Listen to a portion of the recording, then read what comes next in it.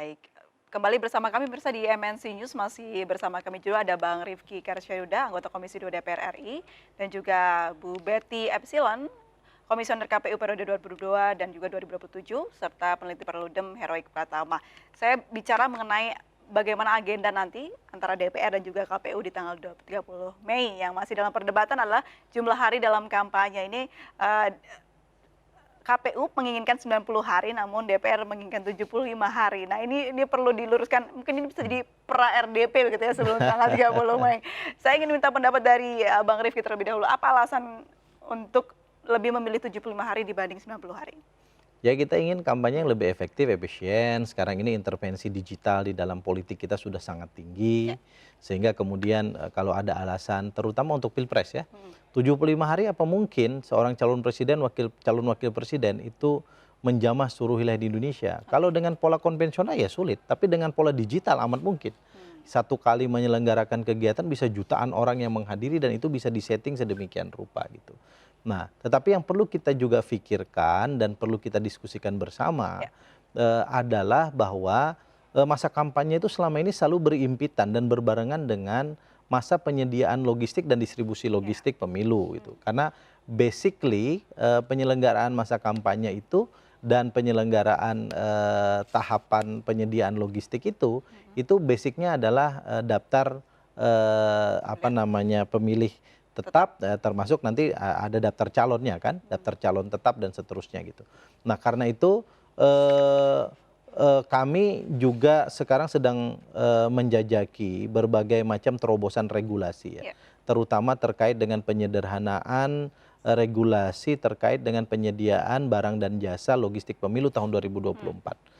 Nah, yang kedua kami juga merekomendasikan kepada Komisi Pemilihan Umum agar melakukan exercisement terkait dengan proses pencetakannya yang tidak hanya terpusat pada satu titik, misalnya di Jakarta gitu, sehingga distribusinya menjadi lebih mudah. Dan dekat dengan lokasi titik. Dekat dengan lokasi, lebih mudah, lebih murah, lebih cepat. Baik, saya akan langsung tanya ke Bu Betty. Bu Betty, menanggapi yang disampaikan oleh Bang Rifki tadi, sebaiknya di era digitalisasi ini 75 hari sudah cukup.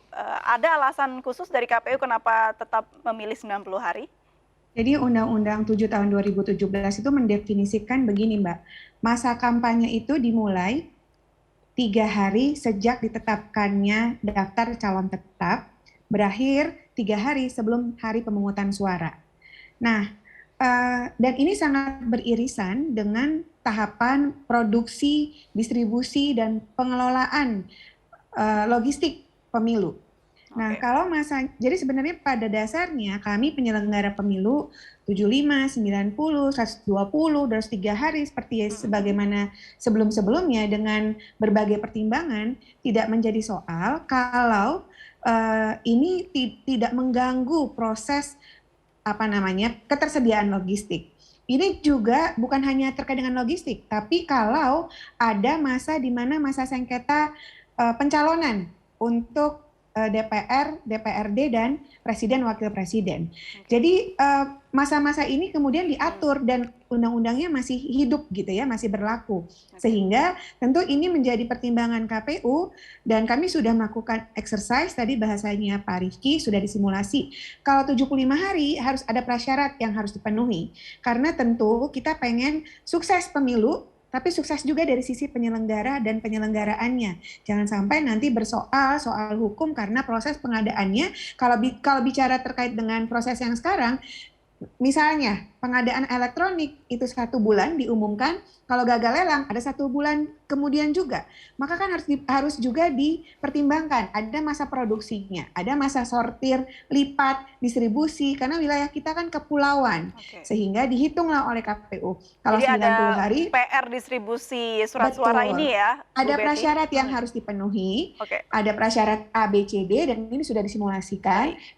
Kemudian nanti kita pilih dan pilih, kita cari solusinya sama-sama, karena tidak hanya berdiri pada kesanggupan KPU, tapi juga Bawaslu, Mahkamah Agung, LKPP dan seterusnya nanti jadi ada prasyarat yang harus dipenuhi, Mbak. Oke, saya ingin minta pendapat Mas Hero, seperti apa tanggapan Anda terkait polemik ini 75 dan 90 hari masa kampanye?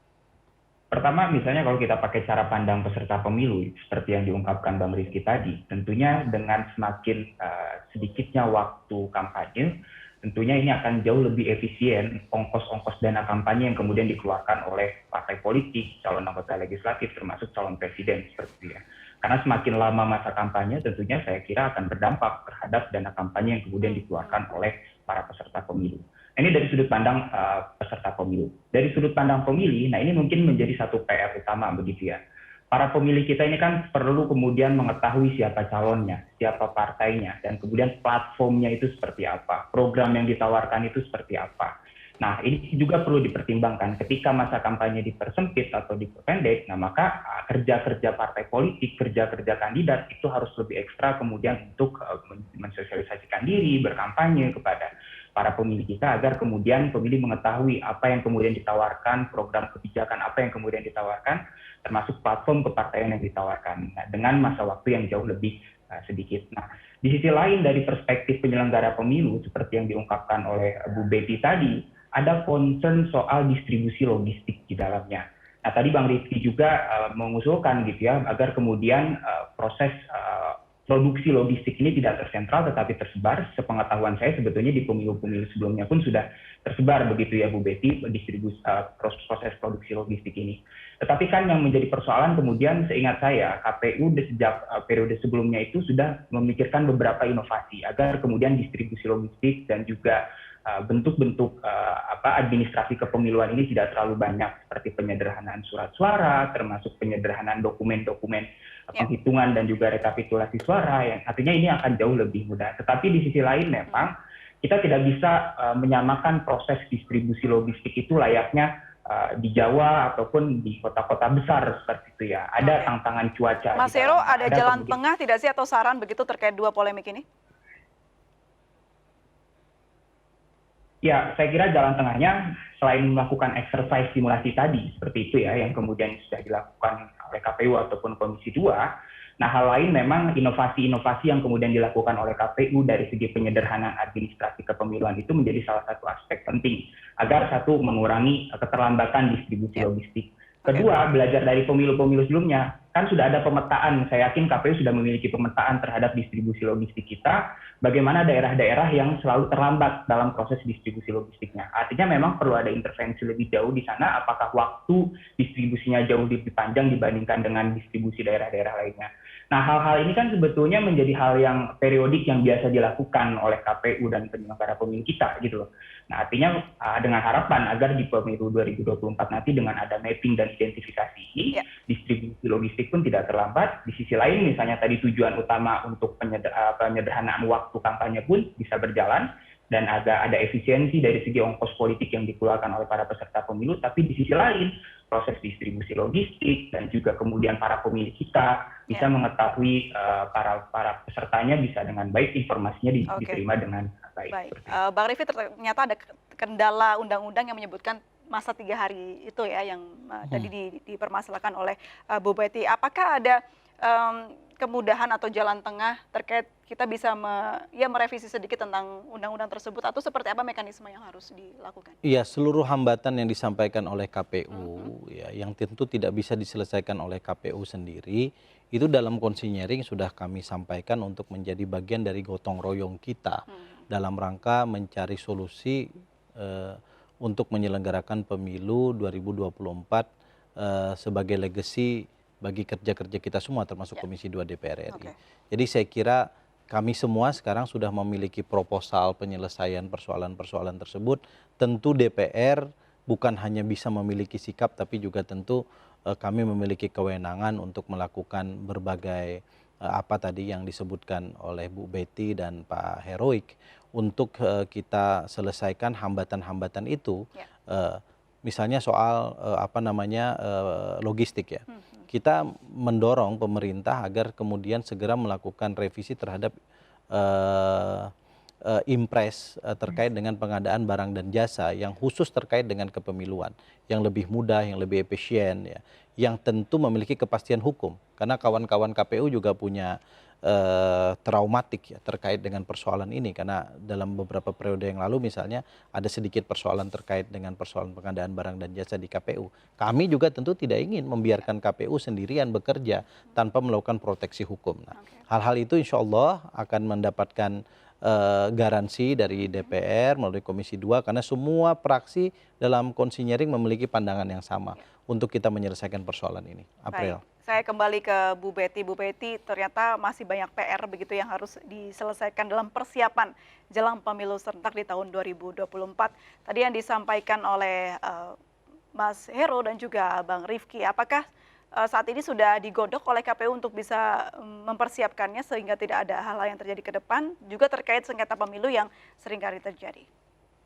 Simulasi sudah kami lakukan dengan request dari ketika konsinyering begitu ya.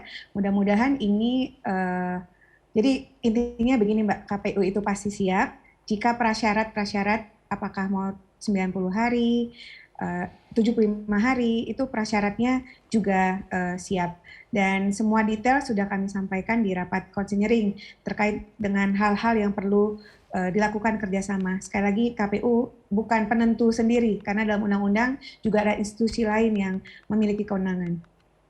Oke, baik. Jadi intinya KPU akan bekerja maksimal untuk bisa mempersiapkan pemilu 2024 ini dengan baik dan lancar tentunya, karena memang yang kita ketahui bersama bagaimana pemilu ini dilakukan untuk bisa membangun kembali negara kita lebih baik dan lebih maju lagi. Kita doakan bersama agar berjalan dengan lancar.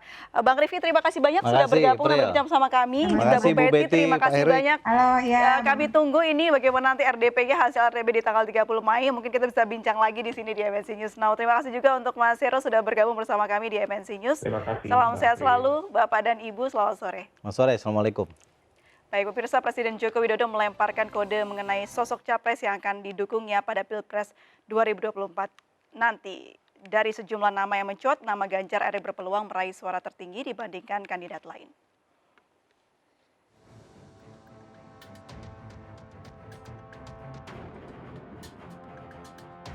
Meski Pilpres 2024 masih jauh, sejumlah pihak mulai mendeklarasikan dukungan kepada sejumlah tokoh. Terbaru, relawan Benteng Ganjar Indonesia mendukung Gubernur Jawa Tengah sebagai calon presiden di 2024. Seiring dengan memanasnya isu pencapresan ini, Presiden Joko Widodo juga ikut berkomentar. Jokowi meminta tak usah terburu-buru menentukan dukungan. Namun di sisi lain, Jokowi dianggap melempar sebuah kode soal sosok salah satu capres yang dijagokannya saat menghadiri Rakernas 5 Projo di Magelang 21 Mei lalu. Meskipun mungkin yang kita dukung ada di sini,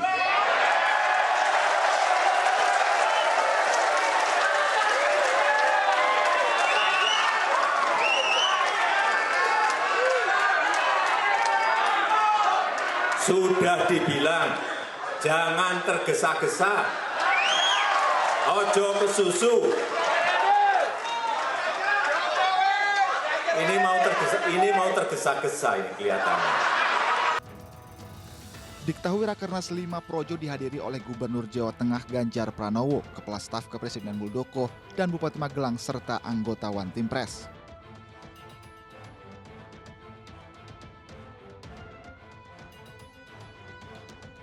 Berdasarkan lembaga survei indikator, nama Ganjar Pranowo menjadi calon yang memiliki elektabilitas tertinggi, yakni 27,6%, kemudian disusul Prabowo Subianto dan Anies Baswedan.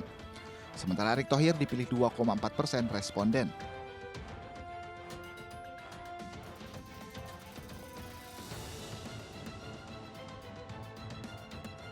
Lembaga survei indikator juga mensimulasikan pasangan calon presiden dan wakil presiden di 2024. Hasilnya, pasangan Ganjar Erik meraih elektabilitas 32,2%. Begitupun dengan hasil survei Carta Politika, pasangan calon Ganjar Erik juga mengalahkan pasangan Anies Ahaye dan Prabowo Puan. Ganjar Erik dipilih oleh 33,9 responden, sementara Anies Ahaye 26,2%. Tim Liputan iNews melaporkan. Pemirsa, kami segera kembali usai jeda berikut ini, tetaplah di MNC News Now.